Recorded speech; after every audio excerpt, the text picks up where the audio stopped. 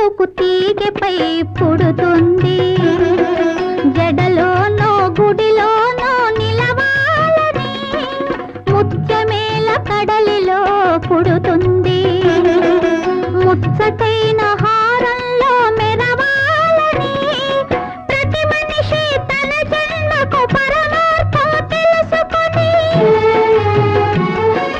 ప్రతి మనిషి తన జన్మకు పరమార్థం తెలుసుకొని తన కోసమే కాదు పరుల కొరకు బ్రతకాలి, తన కోసమే కాదు పరుల కొరకు బ్రతకాలి.